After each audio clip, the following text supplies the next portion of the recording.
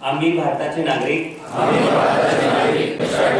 याद्वारे आपल्या देशाच्या लोकशाही परंपरांचे जतन करू।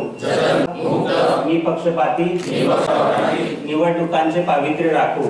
प्रत्येक निवडणुकीत निर्भयपणे तसेच धर्म व भाषा यांच्या विचारांच्या प्रभावाखाली किंवा कोणत्याही मतदान करू।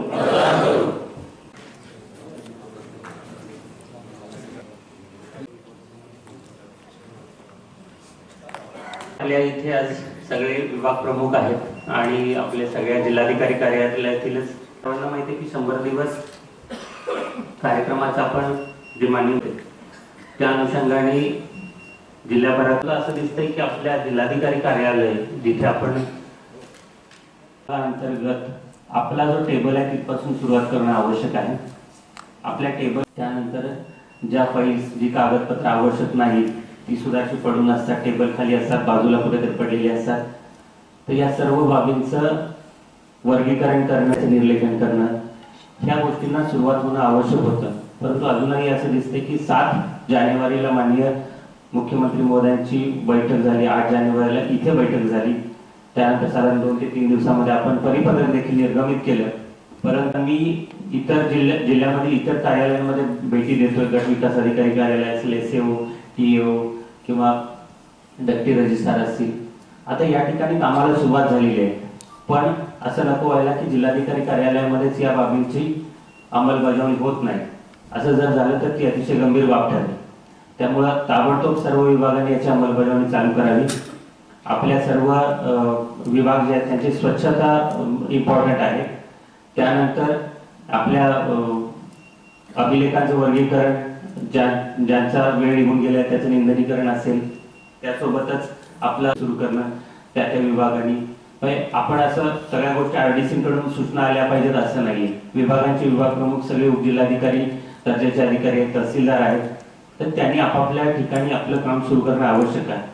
प्रत्येक टेबलवरती कर्मचाऱ्याची नेमप्लेट असणं आवश्यक आहे, त्याचं डेझिग्नेशन आवश्यक आहे आणि जॉब चार्ट मागे लावलेला असणं आवश्यक आहे मराठीमध्ये शुद्ध, की त्याच्या पदाचं काम काय आहे या बाबी तिथे असणं आवश्यक आहे। पण ती देखील बाब थोडीशी काही ठिकाणी आहे, काही ठिकाणी नाहीये। तर त्याला एक RDCनी थोडा पुढाकार घेऊन युनिफॉर्म मध्ये त्याचं कलर संगती असावी, त्या बॅकग्राऊंड मध्ये कुठल्या ब्ल्यू बॅकग्राऊंड वरती व्हाईट फॉन्ट वगैरे अशा प्रकारे किंवा ग्रीन वरती व्हाईट अशा प्रकारे अशा स्वरूपात ते सगळं लावणं आवश्यक आहे। आणि यानंतर बऱ्याचशा विभागांमधल्या फाईल ह्या E-ऑफिस मध्ये येत नाहीयेत। E-ऑफिस मध्ये फाईल पाठवण्याची सगळ्यांनी तसदी यावी। कुठलीही फाईल आता ऑफलाईन मध्ये पाठवू नये अनलेस अँड अंटिल त्याचे मोठे आदेश आहेत किंवा काही फायनान्शियल इश्यू जिथं असतो तेवढेच बाबी मी एक्सेप्ट करणार आहे। 100% E-ऑफिस मध्ये फाईल आल्या पाहिजे। आपले टपाल सुद्धा E-ऑफिस मध्येच निर्गत झालं पाहिजे।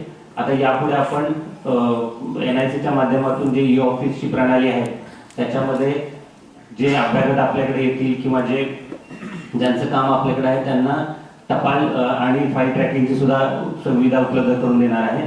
त्यांना SMS द्वारे आपल्या फाईलचा सध्याचं ठिकाण कुठे आहे ते कळेल।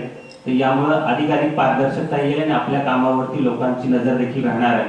तर त्या दृष्टीने आपण कामकाज करावं हा एक त्याच्यामधला उद्देश आहे। यासोबतच आपल्याकडे झिरो पेंडन्सी हा उपक्रम सुद्धा महत्त्वाचा आहे।